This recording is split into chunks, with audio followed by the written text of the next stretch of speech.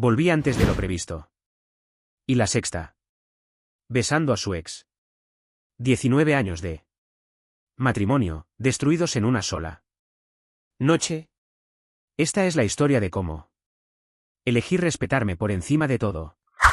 Bienvenidos a mi canal, amigos. Por favor, suscríbanse a mi canal. Y ayúdenme a cumplir mi sueño de llegar a los 200 suscriptores. Nadie espera que el final comience con una excusa perfectamente razonable. Este contrato vale más de 2.000 millones. No puedo faltar. Lo siento. Sus palabras, precisas y frías como un bisturí, me atravesaron sin sangre, sin gritos, solo con ese tono corporativo que había ido perfeccionando con los años. Fue entonces cuando lo supe. No lo supe de inmediato, claro. Al principio solo sentí esa punzada sorda de decepción, la misma que se repite cada vez que el trabajo se impone a lo íntimo, a lo humano. Yo ya había hecho mis maletas, aunque algo dentro de mí, una sospecha silenciosa, un escalofrío sin causa, me pedía que no lo hiciera. Pero los hombres de valor, como decía mi padre, no claudican ante el miedo ni se dejan arrastrar por la inseguridad. Los hombres dignos no aceptan desprecios ni mentiras. Y nunca se doblegan por miedo a la soledad, me había enseñado. Un consejo que resonaba ahora con una extraña ironía. Había preparado todo con esmero para acompañar a Lucía a la boda de su mejor amiga. Ella, dama de honor. Yo, esposo orgulloso, su apoyo. Pero entonces llegó el golpe. Nos adelantaron la reunión de la fusión, me dijo con voz seca, evitando mi mirada mientras se colocaba los pendientes frente al espejo. Me voy mañana al amanecer. No regreso hasta el domingo. Justo este fin de semana, pregunté sin alzar la voz, más por incredulidad que por reproche. ¿No podría ir alguien más en tu lugar? Ella giró apenas la cabeza. Soy la directora del proyecto. Nadie más puede representar a la firma. Lo sabes. Lucía, es la boda de María. Has estado organizándola con ella durante meses. Esto es importante para ti, y también para mí. Te compensaré. El bono por esta fusión será generoso. Lo prometo. La frialdad en sus ojos me alertó más que sus palabras. Algo se había roto, o quizás ya estaba roto y yo me había negado a verlo. No hubo discusión, ni lágrimas. Solo esa nueva distancia. Dormí en la habitación de invitados, como un huésped incómodo en mi propia casa. No hubo caricias. No hubo palabras tiernas. Ni siquiera una despedida digna. Intenté tocar la puerta de nuestra habitación por la mañana, besar su frente como tantas otras veces, pero no abrió. Le hablé a través de la madera. Te amo. Te llamaré al aterrizar. No hubo respuesta. Mientras la limusina me alejaba, observé el perfil de nuestra casa en el retrovisor, como si pudiera distinguir algo oculto tras esas ventanas familiares. Algo me apretaba el pecho. No era solo tristeza. Era intuición. La boda de María no era un simple evento. Era un símbolo. María había sobrevivido al infierno. Su exmarido la había abandonado en plena enfermedad, huyendo de su fragilidad como un cobarde. Ella había tocado fondo, luchando sola, hasta que el azar, o tal vez la esperanza, le presentó a Diego. Un hombre íntegro que, al conocerla entre latas de sopa en un supermercado cualquiera, le devolvió la risa. Lucía había estado ahí para ella en cada paso. Y ahora, con su papel de dama de honor, esa boda era también su celebración. Yo lo entendía. Por eso, aunque dolido, intenté no juzgarla. Pero algo no encajaba. Intenté llamarla antes del vuelo, buzón de voz. Le escribí al aterrizar, 10 horas después, sin respuesta. Más tarde, lo mismo. Silencio. Algo rugía dentro de mí. No rabia aún. Solo un desconcierto agudo que se colaba bajo la piel como el filo de un papel. Tomé una decisión desesperada, llamé a nuestras hijas. Las gemelas. Les conté la situación y les pedí, con una voz que me sorprendió por su tono vulnerable, que revisaran cómo estaba su madre. ¿Todo bien con mamá? ¿Está en casa?, pregunté. Ellas, siempre cercanas a mí, me tranquilizaron con palabras dulces, pero su preocupación era evidente. Les pedí que no dijeran que yo había llamado. No quería sonar paranoico. Aún no. Aún no sabía lo que estaba a punto de descubrir. La noticia me alcanzó con la precisión cruel de un disparo bien dirigido. Apenas me había instalado en el hotel de Frankfurt cuando mi jefe, con voz sombría, me comunicó que la reunión había sido cancelada. El CEO de la empresa con la que íbamos a negociar había sufrido una pérdida familiar. No habría fusión, no esa semana. Por un instante, solo hubo silencio. Luego, la idea me golpeó con fuerza: podía volver. Podía estar allí con Lucía. Podía sorprenderla. Sin perder tiempo, marqué a la aerolínea y conseguí el primer vuelo directo a Chicago. Calculé que, si todo salía bien, llegaría a Ogier, una pequeña ciudad dormitorio a 30 minutos del lugar de la recepción, a las 9 de la noche. La ceremonia habría comenzado a las 7. No era perfecto, pero aún podría abrazarla, hacerle saber que elegía estar con ella, por encima de cualquier contrato. Esto le hará feliz, pensé, mientras recogía el auto de alquiler y seguía las indicaciones del GPS a través de la lluvia fina que empañaba el parabrisas. Eran las 9:12 de la noche cuando llegué. Desde afuera, el lugar vibraba. Las luces lanzaban destellos multicolores al cielo como fuegos artificiales atrapados. Dentro, la música lo cubría todo: tambores, risas, tacones sobre el suelo, copas que brindaban. El aire tenía el aroma dulce del champán y del éxito. Me abrí paso entre los asistentes, rostros medio conocidos, cuerpos en movimiento. No era el escenario que había imaginado para un reencuentro. Pero aún así, tenía esperanza. Busqué su rostro entre la multitud. No estaba a la vista. Me acerqué a la barra, pedí un bourbon doble, y mientras el líquido dorado descendía, mis pensamientos viajaron al pasado. Lucía tenía 5 años más que yo. Nos conocimos cuando ella intentaba reconstruirse tras un divorcio devastador.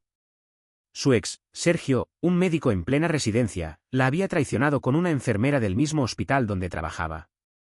Lucía lo echó sin dudar. No por orgullo, sino por dignidad. Había soñado una vida entera con él: hijos, domingos en el parque, risas suaves al amanecer. Todo eso se esfumó en una noche. La herida no solo fue emocional. Con casi nada en la cuenta bancaria, ella se vio obligada a aceptar trabajos precarios mientras el mundo seguía girando como si nada.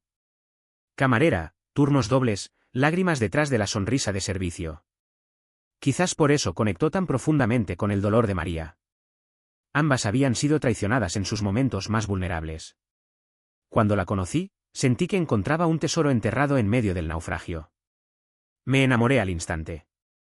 No fue solo su belleza, que era evidente, sino la fuerza detrás de sus ojos cansados, la ternura que sobrevivía al desencanto. Con el tiempo, la ayudé a reconstruirse. Juntos levantamos una vida. 2 hijas radiantes, años de complicidad, un matrimonio basado en la verdad, el respeto y la fidelidad. Eso creía. Nuestros principios eran claros, hablados y vividos. La lealtad no era negociable. Ella lo sabía, lo compartía. Yo la admiraba por su firmeza al dejar atrás al hombre que la engañó, y ella celebraba mi claridad respecto a lo que nunca toleraría en una relación. Por eso lo que vi esa noche me dejó sin aire. Entre los bailarines y las mesas adornadas con flores blancas, la vi. Lucía. Sentada. Sonriendo. Y a su lado, como sacado de una pesadilla antigua, estaba él, Sergio. No solo estaban juntos. Estaban cómodos. Íntimos. Sus cuerpos se inclinaban el uno hacia el otro con esa confianza que se tiene después de muchos inviernos compartidos. Era una imagen serena y brutal. Me detuve en seco. No me atreví a acercarme. Aún. Observé. Evalué. Intenté buscar una explicación. ¿Cortesía? ¿Casualidad? ¿Diplomacia? Pero entonces ella se levantó. Sin mirar alrededor.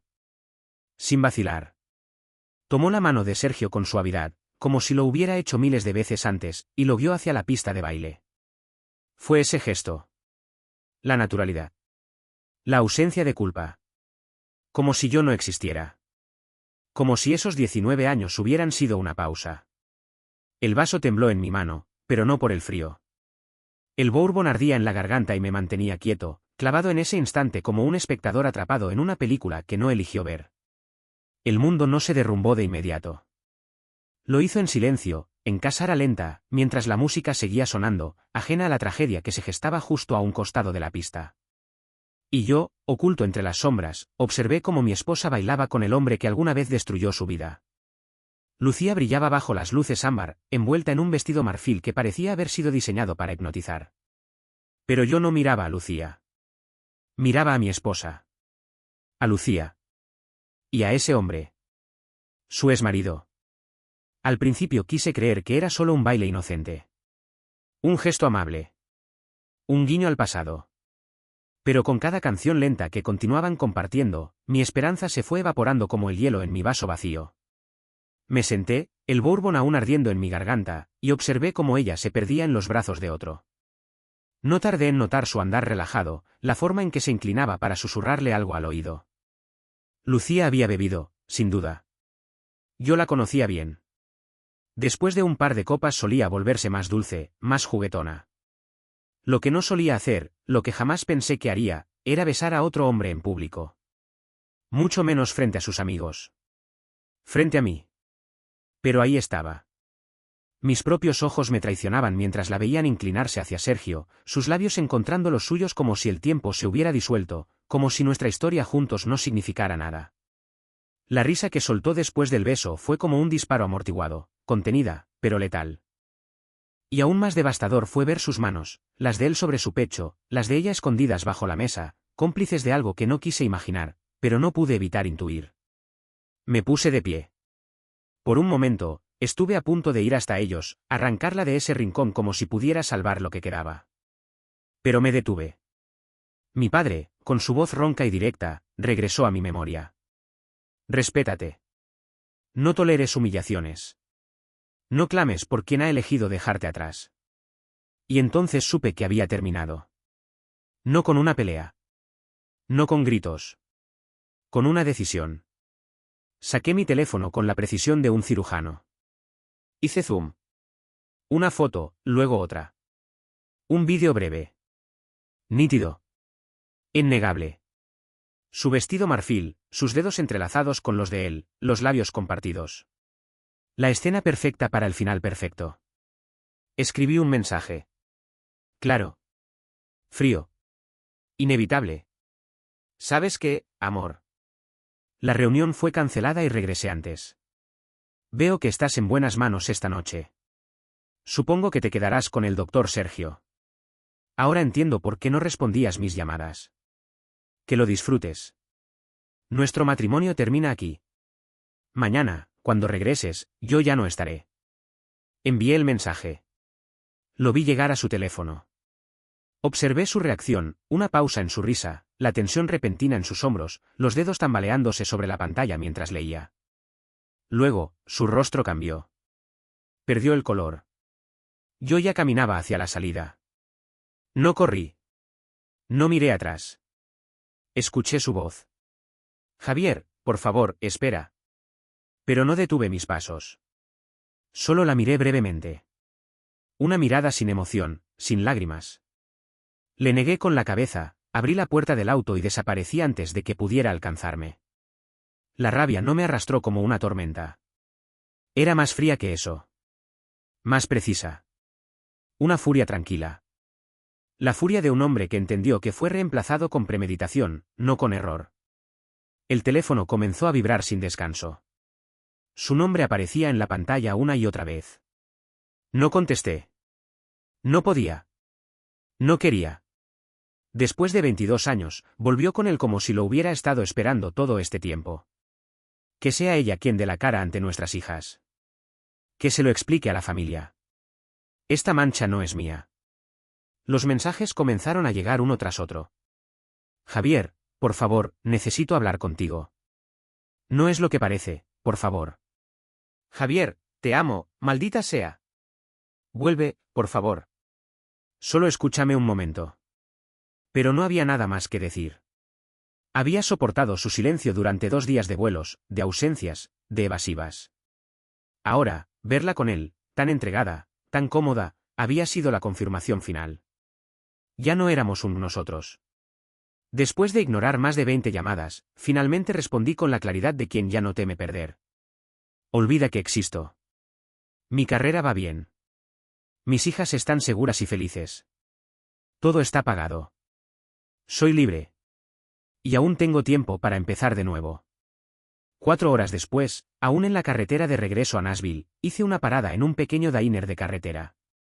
El tipo de lugar donde los camareros aún llaman cariño y el café sabe a rutina. Pedí huevos con tocino. Necesitaba algo real, algo cálido. Mientras masticaba en silencio, noté que mis manos ya no temblaban. El aire no pesaba tanto. Tal vez, pensé, era hora de contarle al mundo lo que sentía. No para vengarme, sino para liberar lo último que quedaba de ese amor. Las palabras no bastaban. Ni las suyas, ni las que revoloteaban en mi mente desde que la vi besándolo. Necesitaba otra forma de soltar la presión, de exhalar el veneno antes de que me envenenara del todo. A falta de un confidente, recurrí a lo que tenía a mano, Facebook. Entre un bocado de huevos tibios y un sorbo de café aguado, abrí la app. Mis dedos, sin dudar, cambiaron mi estado de felizmente casado a soltero y disponible. Luego, subí las 2 fotos. En la primera, Lucía y Sergio fundidos en un beso largo, desenfadado. En la segunda, su mano sobre el pecho de él, como una firma. Ninguna de las dos dejaba lugar a interpretación. El pie de foto fue ácido. Mientras ella asciende, volviendo con su exmarido, yo regreso al mercado. Suerte, Lucía. Sí, fue impulsivo. Sí, fue crudo. Pero fue honesto. No era una pataleta. Era una declaración. Si había algo que me caracterizaba era que no me escondía tras silencios decorosos. Lo más absurdo era esto, Sergio no era ningún premio. Un hombre mayor, superando los 50, con una calvicie en retirada, el cuerpo vencido por años de abandono, y un historial que incluía la peor traición. ¿Ese era el nuevo comienzo que ella elegía? ¿El médico que una vez la despreció en su momento más vulnerable? Quizá el título de doctor seguía pesando más que la lealtad. Tal vez necesitaba sentirse deseada por quien una vez la descartó. No lo sé. Lo único que tenía claro era que el dolor dolía. Y dolía mucho. Pero incluso entre la rabia y la tristeza, algo en mí se reía. Una risa amarga, absurda. Después de 19 años de matrimonio, ¿todo terminaba por un hombre que ya la había traicionado una vez? Que se quedara con él. Se merecían mutuamente. Algunos podrían decir que fue solo un beso. Que no era suficiente para acabar un hogar. Para mí, la fidelidad no tiene áreas grises. O estás dentro, o estás fuera. Y ella eligió salir. Después del desayuno, dormí un par de horas en la camioneta antes de retomar la carretera. Llegué a casa alrededor de las 7 de la mañana, exhausto pero firme. Al encender el móvil, fue como abrir una esclusa, más de 100 notificaciones. Mensajes de Lucía, de sus padres, de su hermana, incluso de amigos en común. 5 minutos después, el teléfono sonó. Era ella. No contesté. No me importaba si había dormido con él o no. El daño ya estaba hecho. Lo único que quería ahora era seguir adelante. Pero cuando vi el nombre de su padre, Marcos, decidí contestar. Siempre habíamos tenido una buena relación. Me debía al menos esa conversación. Marcos, no hubo advertencias. No había señales de que algo anduviera mal, le dije con voz cansada, pero firme. Pero verla besarse con su exmarido delante de todos, fue suficiente. Ya no puedo compartir techo con alguien que me ha traicionado así. Ella puede quedarse en la casa. Yo me iré. Hoy mismo. Javier, hijo, por favor, no hagas nada apresurado, me rogó. Habla con ella. Déjala explicarse. ¿Explicarse? ¿Las fotos no son suficientemente claras? Respondí con tono más seco. No soy de los que siguen en un matrimonio por costumbre o miedo. Soy de los que se van cuando pierden el respeto. Y no pienso vivir con una mujer que desea a otro. Marcos suspiró al otro lado del teléfono. Me dolía decepcionarlo, pero aún más me dolía haber sido traicionado. A pesar de su súplica, no podía fingir que nada había pasado. Una hora después, Marcos llegó. Había tristeza en su rostro. Me pidió una última vez que lo pensara. Le mostré las imágenes. No necesitaba decir más. Incluso él, su propio padre, no pudo defenderla. Al cruzar el umbral de la casa, me invadió un sentimiento helado. No era la furia de antes, era algo más profundo, duelo. Nuestro hogar, alguna vez lleno de risa y complicidad, se había convertido en una carcasa hueca. Una casa construida con sueños ahora era solo ladrillo y pintura. Durante 5 años habíamos trabajado para que fuera nuestro refugio ideal. La hipoteca, con una tasa inferior al 2,99%, era una joya financiera. Como contador, había refinanciado la propiedad con precisión quirúrgica, logrando casi $400,000 en patrimonio neto. Un logro. Una inversión. Un símbolo de lo que habíamos construido, y ahora, también de lo que habíamos perdido. El mismo día que cerré emocionalmente las puertas de mi matrimonio, abrí otras con la precisión fría de un contador, establecí 2 fondos fiduciarios, uno para cada hija, con $200,000 destinados no solo a su educación, sino también a darles un primer impulso cuando entraran en el mundo adulto. El resto, alrededor de 100,000, lo invertí en renovar la casa, transformándola en un espacio que reflejara lo mejor de lo que alguna vez fuimos. Gracias a la tasa preferencial de refinanciación, la hipoteca apenas se incrementó en $1,700 mensuales. Era una carga soportable, sobre todo ahora que mis ingresos, como flamante director financiero, pronto estarían reforzados con opciones sobre acciones. Lucía, mientras tanto, había vuelto a trabajar como recepcionista para cubrir parte de los nuevos gastos. Ella nunca se involucró en las finanzas. Le bastaba con saber que las facturas estaban pagadas, los armarios llenos y las vacaciones aseguradas.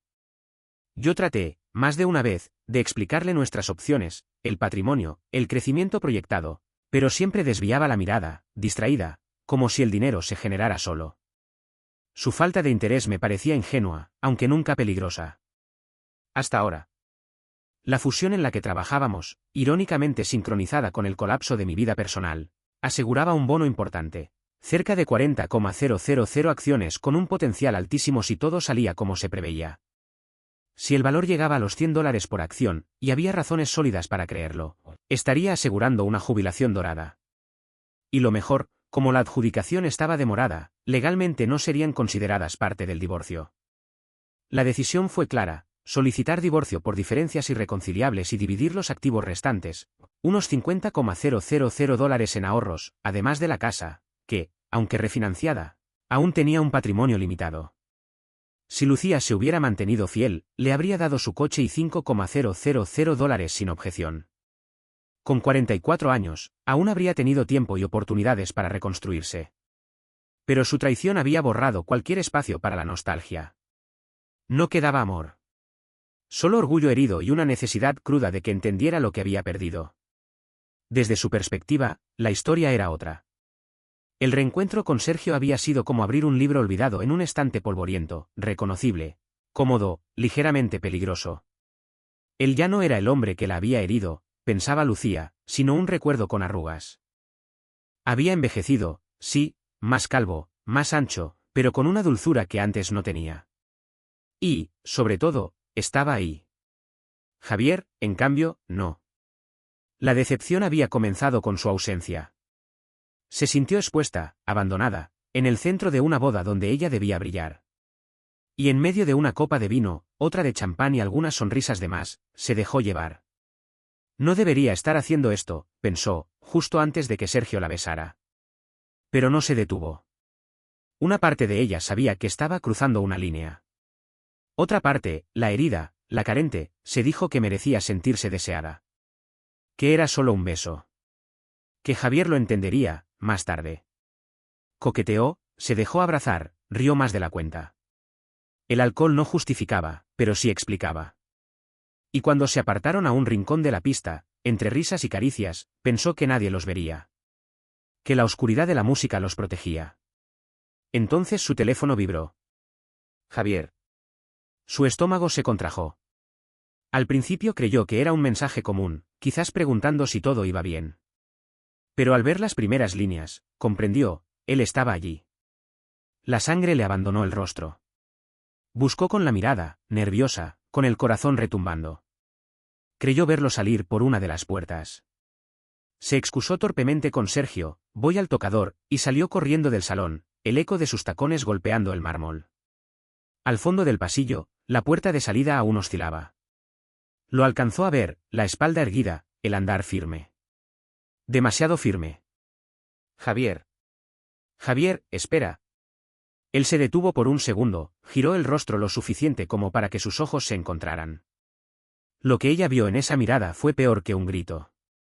Era hielo. Era dignidad herida. Era todo lo que había perdido en un solo parpadeo. Javier negó con la cabeza. No hubo palabras. No hubo consuelo. Se subió al coche y desapareció sin más. Lucía se quedó sola en la acera, bajo la tenue luz de un farol, sintiendo por primera vez el peso exacto de lo que había hecho. No solo había traicionado a un esposo. Había traicionado al único hombre que, aun cuando ella no lo merecía, la había elegido todos los días durante 19 años. Le rogué que se detuviera. Grité su nombre, con la voz quebrada por el miedo, por el arrepentimiento. Pero él no volteó. Solo se subió al coche, arrancó y desapareció en la noche, como si yo ya no existiera. Corrí tras él, torpemente, los tacones golpeando el asfalto, pero todo fue inútil. El sonido del motor se fue apagando como mi última esperanza. Desde entonces, el silencio ha sido su única respuesta. Mis llamadas no pasaban. Mis mensajes, sin leer. Los enviaba igual. Uno tras otro. 10, 15, hasta que finalmente, el teléfono vibró. Una sola línea, sin espacio para réplica. Olvida que existo. El golpe fue brutal. Me quedé inmóvil en la acera, abrazando mis propios brazos mientras el frío de la madrugada se colaba por el escote de mi vestido. Allí me encontraron dos amigas, arrodillada, temblando. No por el clima. Por la pérdida. Les conté todo. Con palabras desordenadas, con culpa en cada sílaba. Ellas me miraban en silencio, con una mezcla de compasión y decepción. Conocían bien a Javier. Sabían que su ausencia no era un berrinche pasajero. Que cuando se alejaba, no miraba atrás. A la mañana siguiente, en Nashville, el silencio era otro. Más denso. Más definitivo. A las 10 de la mañana, me senté en la cocina de lo que una vez llamamos hogar. Entre mis manos, una última taza de café. La miré como si fuera un ritual de despedida. La taza quedó en el fregadero, vacía como yo. Sobre la encimera dejé una nota. Breve. Fría. No me llames. Hablaremos cuando lleguen los papeles.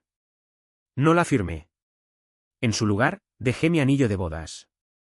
Brillaba en la luz tenue de la mañana, como si se negara a desaparecer sin pelear. Encendí la laptop. Repartí nuestros fondos bancarios con eficiencia clínica. Cancelé la tarjeta compartida tras saldar el saldo. A partir de ese momento, nuestras vidas tomarían caminos distintos. Si decidía pelear por el divorcio, tendría que enfrentar sola las cuentas, la hipoteca, los servicios. No podría sostener esa casa sola. Pero quizás no quería hacerlo. Ya no era un hogar, sino un eco. Sabía que la casa se vendería bien. Estaba en una zona codiciada, reformada con gusto. El precio adecuado no tardaría en llegar. Si aceptaba el divorcio, podría cerrar el capítulo con rapidez, y correr de regreso a los brazos de Sergio, si eso era lo que realmente deseaba. Yo, en cambio, me alejé. Conduje hacia el vacío, hacia una vida que no había planeado. Un nuevo comienzo que no pedí, pero que había elegido por mí. Me contaron después, porque siempre hay quienes cuentan, que, tras mi partida, Lucía se desplomó. Que el llanto no la soltó hasta que, exhausta, se desmayó. Que bebió más de la cuenta, que su vestido terminó empapado en lágrimas, no en champán. Sus amigas intentaron consolarla. Me enviaron mensajes, notas de voz. Querían que comprendiera, que no interrumpiera el evento, que le diera otra oportunidad. No respondí. Esa noche la llevaron de regreso a su habitación de hotel. La metieron en la cama como si fuera una niña enferma. La revisaron cada cierto tiempo, preocupadas de que su corazón, o su culpa, le jugara una mala pasada. La mañana siguiente, cuando abrió los ojos, no encontró a Javier, ni mensajes, ni perdón. Solo la conciencia brutal de lo que había perdido. Y volvió a marcar. Y volvió a suplicar. Yo seguía sin contestar. En paralelo, mientras ella se debatía entre remordimientos, yo desperté con una claridad punzante. Había dormido mal. La culpa era ajena, pero la herida aún me dolía. A las 12 del mediodía, llegué al aeropuerto. No la esperé. Había llamado a Marcos, su padre, horas antes. No podré recogerla. Te agradecería que fueras tú. Sabía que sería una conversación incómoda. Pero Marcos había sido siempre un hombre sensato. Cuando Lucía salió, arrastrando una maleta y un alma desgarrada, él la esperaba. Su rostro lo decía todo. Ella corrió hacia él. Se abrazaron. Papá, murmuró, rota. Creo que Javier me dejó. Marcos la sostuvo con ternura, pero sin mentiras. Hablé con él esta mañana. No parece que vaya a cambiar de opinión. Ella sollozó, deshecha. No sé qué pasó. Estaba dolida, borracha, molesta con Javier por no venir. Fue un error, pero ni siquiera dormí con Sergio. Marcos la miró con una tristeza que pesaba décadas. A veces no hace falta cruzar todas las líneas para traicionar a alguien. Las fotos, las vi. Y para él, eso fue más que suficiente. La verdad, dicha con cariño, puede doler más que cualquier insulto. Lucía entendió, finalmente, que no solo había perdido a su esposo. Había perdido al único hombre que jamás la habría abandonado. Cuando crucé el umbral de la casa, aún guardaba una ilusión tonta, que Javier estuviera allí. Que me esperara con el rostro cansado, pero con una última chispa de amor. Que aún quedara algo por salvar. No quedaba nada. El anillo que alguna vez selló nuestras promesas descansaba sobre la mesa del comedor, junto a una breve nota. Ninguna palabra de furia, solo la sentencia muda del abandono. Me desplomé en el suelo y lloré hasta que el llanto se convirtió en un murmullo vacío. El destino, si existe, sabe ser cruelmente irónico. Lo había traicionado con el mismo hombre que, años atrás, me destrozó. Javier, el hombre íntegro que me había reconstruido, había desaparecido de mi vida en un instante. Con el corazón roto y sin rumbo, me refugié en el condominio corporativo. Afortunadamente, no estaba reservado. Mi director ejecutivo, tras enterarse de mi situación, aprobó mi estancia sin hacer preguntas. Álvaro, mi supervisor y viejo amigo, había atravesado un divorcio igual de abrupto. Me entendía. Incluso me aconsejó posponer la adjudicación de mis opciones sobre acciones hasta más adelante, una jugada estratégica para evitar complicaciones legales durante el proceso de separación. Al día siguiente, Javier regresó a su oficina en el piso 16. Había tomado medidas drásticas, notificó a seguridad que, si intentaba acercarme, debía ser escoltada con respeto, pero sin excepciones. Cuando llegué el lunes, con la absurda esperanza de encontrar un resquicio de diálogo, supe de inmediato que me había convertido en una extraña para él. No podía verlo. No podía llamarlo. No sabía dónde vivía ahora ni cómo alcanzarlo. Me quedé fuera. Literal y emocionalmente. Marginada, avergonzada, con el futuro convertido en una sombra larga. Las únicas personas que aún tenían una línea directa con él eran nuestras hijas. Cuando se enteraron, entraron en pánico. Papá, por favor, habla con mamá, me rogaban. Pero Javier fue firme. Sereno, pero impenetrable. Vuestra madre eligió otra persona, dijo. Para mí, eso fue traición. No hay retorno. Antes de que pudieran objetar, les habló con una claridad que helaba. Amo a mis hijas. Siempre estaré con ustedes. Pero quiero que recuerden esto el resto de sus vidas, el respeto en una relación no es negociable. Las decisiones tienen consecuencias. Ellas entendieron. No aprobaron, no celebraron, pero entendieron. Y eso, para él, fue suficiente. Entonces sucedió algo inesperado. La publicación que hice en Facebook semanas atrás, esa con las fotos y el cambio de estado, se propagó como pólvora. Pronto empezaron a llegar llamadas. Amigos, familiares, todos querían saber qué había pasado. Pero lo más sorprendente fue lo otro, la avalancha de atención femenina. Mujeres jóvenes, llenas de energía y entusiasmo, comenzaron a escribirme. Algunas buscando consuelo, otras solo compañía. Y lo que antes era un silencio doloroso se convirtió en una explosión de color. Citas espontáneas, mensajes cariñosos, gestos de ternura que hacía años no conocía. Donde antes había quejas y distancia, ahora había interés genuino. Risas sinceras. Vitalidad. Un mes después, conocí a Paula. Brillante, divertida, generosa con su afecto. Nuestra conexión fue inmediata.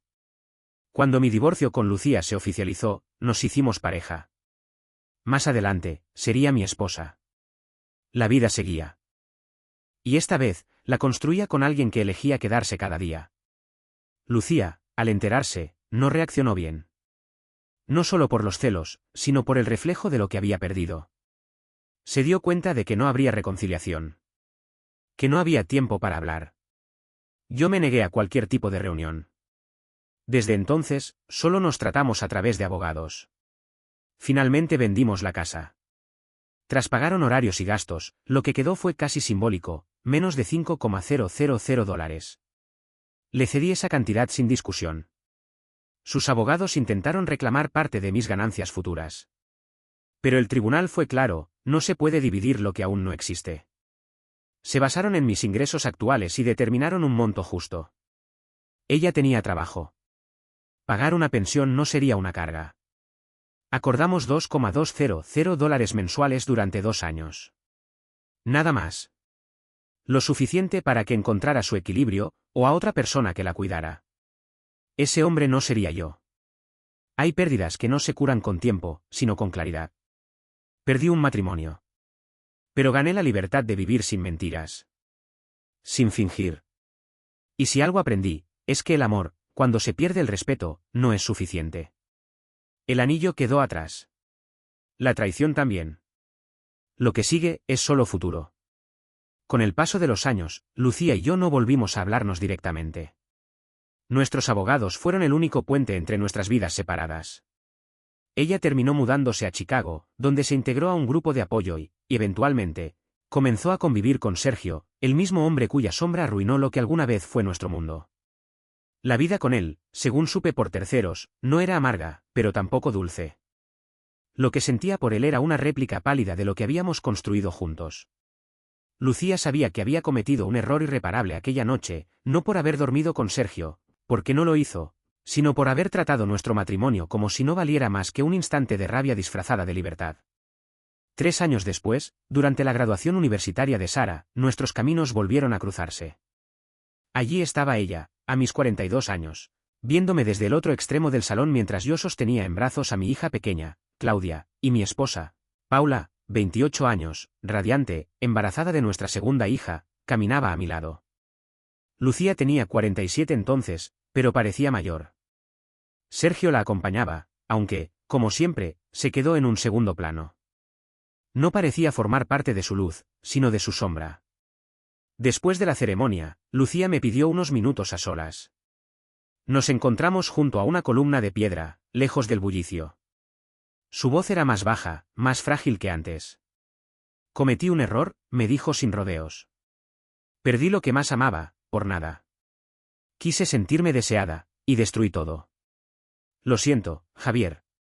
De verdad. La miré, no con rencor, sino con una paz que había tardado años en construir. Te perdoné hace mucho, respondí. Nunca imaginé encontrarte en brazos de otro, pero agradezco los años que compartimos. Nuestras hijas, nuestros recuerdos, fueron reales. Pero también agradezco lo que vino después. Porque tu traición, aunque me destrozó, me condujo hasta Paula, y a esta nueva vida. Una que ni sabía que necesitaba. Ella asintió, luchando por mantener la compostura.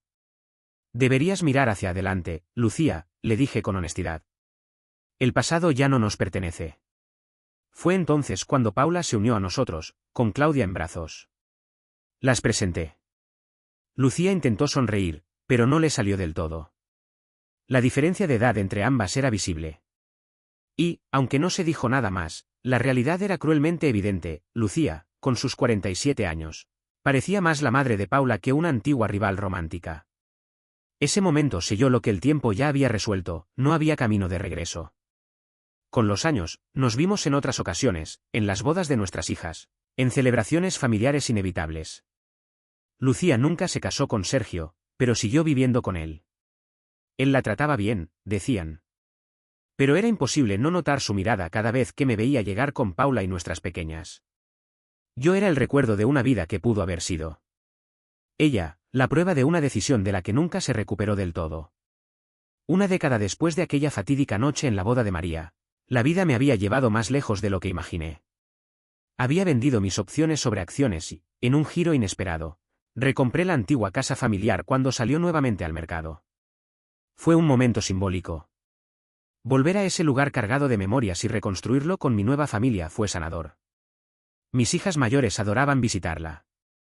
Cada rincón les recordaba su infancia, sus risas en el porche, los desayunos lentos de los domingos. Lucía no volvió a pisarla. Ahora, con 49 años, me encontraba en la cima. Personal y profesionalmente. Vivía rodeado de amor, de risas pequeñas, de preguntas interminables de dos niñas en crecimiento. Claudia, ya con 7, y Laura, de 4, llenaban la casa con esa energía caótica que solo los niños pueden generar. Paula, con 38 años, era el corazón de ese caos. Su espontaneidad, su alegría, su forma de encontrar luz en los lugares más comunes, me habían dado una segunda juventud que no sabía que necesitaba. Mi vida no era perfecta. Había cicatrices. Pero eran cicatrices limpias. Testigos de un hombre que se levantó, que eligió no quedarse en las ruinas de lo que fue, sino construir algo nuevo sobre ellas.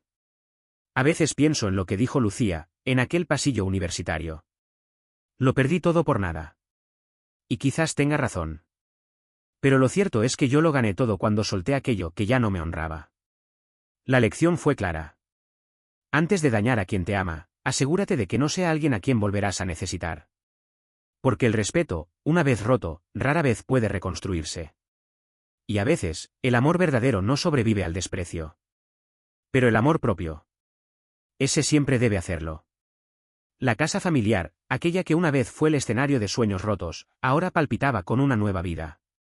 En el refrigerador colgaban obras maestras hechas con los dedos de Claudia, en colores vibrantes y garabateadas con orgullo infantil. La sala de estar se convertía cada tarde en escenario improvisado para las coreografías de Laura, cuyos pasos desordenados arrancaban carcajadas. En el patio trasero, los maceteros florecían bajo los cuidados experimentales de Paula, quien hacía del jardín un lugar tan salvaje como encantador. Sara y Carla, ya en sus veintitantos, eran visitantes frecuentes. Su presencia tejía un puente invisible entre el pasado y el presente, entre la vida que Javier tuvo y la que ahora disfrutaba. Las había visto transformarse en mujeres fuertes, independientes, resilientes. Y sabía, sin soberbia pero con certeza, que su constancia durante aquellos años turbulentos había marcado la diferencia. En lo profesional, el riesgo que Javier asumió al apostar por aquella fusión años atrás había dado frutos extraordinarios.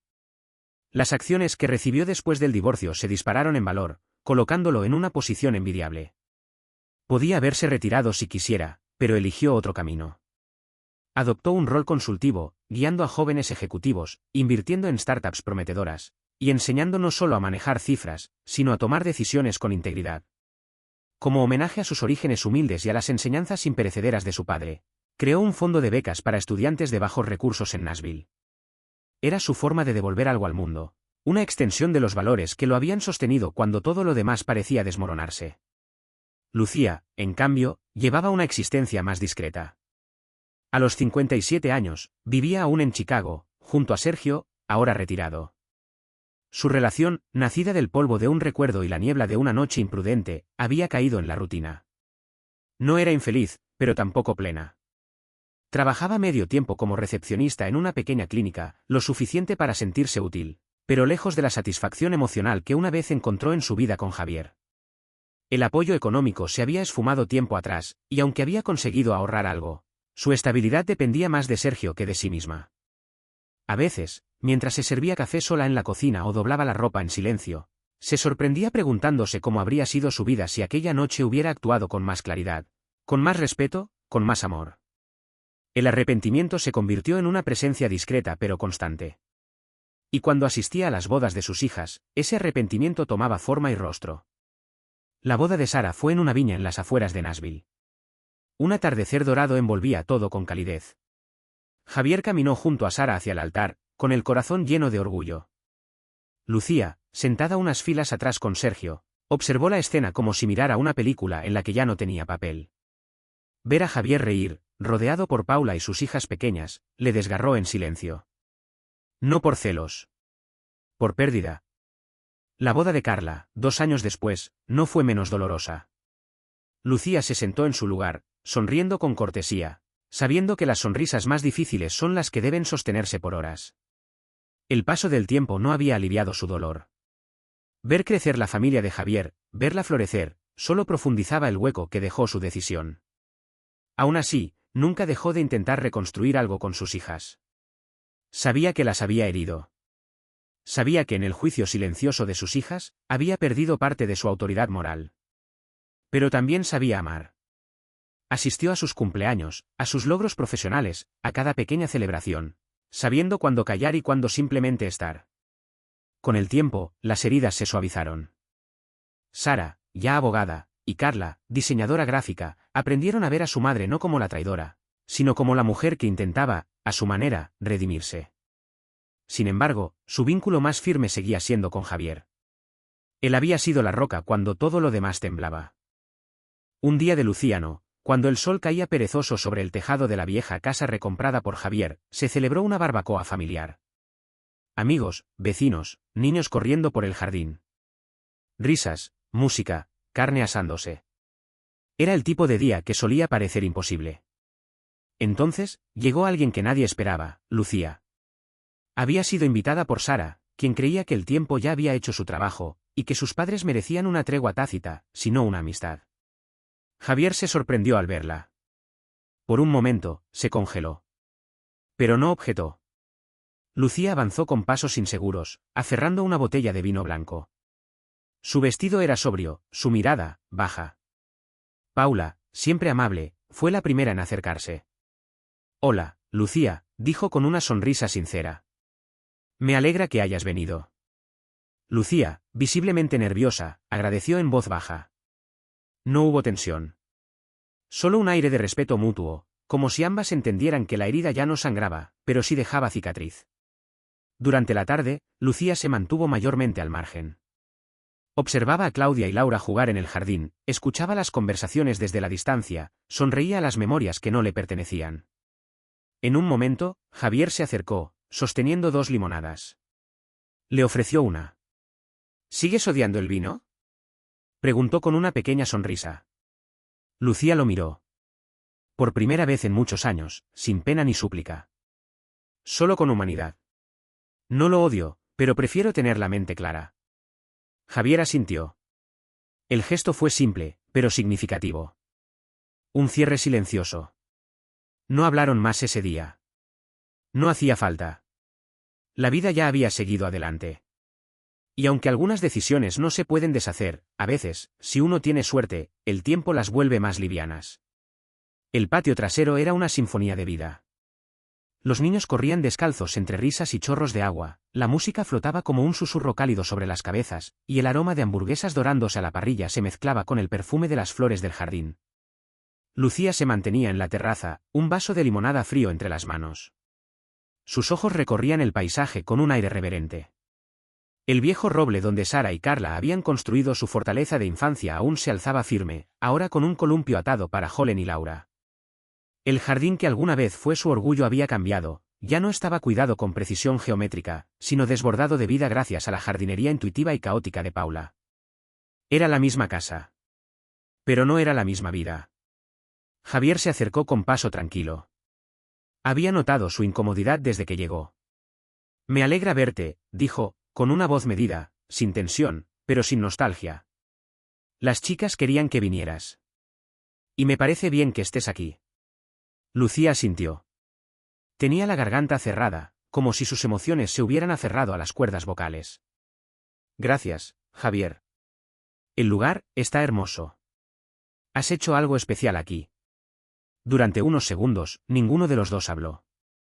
El pasado, aunque invisible, estaba entre ellos como un espectro silencioso.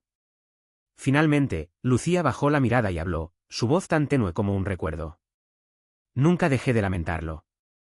Lo que hice fue una tontería egoísta. Lo arruiné todo por una emoción pasajera. Y lo siento. Me alegra que hayas encontrado algo tan bueno, alguien que te dé felicidad de verdad». Javier la observó. No vio a la mujer que lo traicionó, sino a la persona que alguna vez amó, más vieja, más frágil, marcada por el tiempo y la culpa. Lo que sintió no fue rabia ni venganza.